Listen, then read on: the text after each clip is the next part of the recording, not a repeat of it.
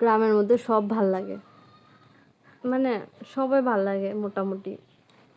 কিন্তু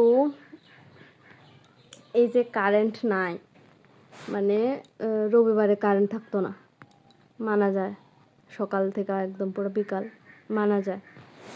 এখন দেখো আজকে সকাল থেকে ভালো রোদ দিছে, না বৃষ্টি আছে, না তুফান আছে, না ঝড় আছে, কিছু নাই, না ঠাডার দিতেছে, নাথিং।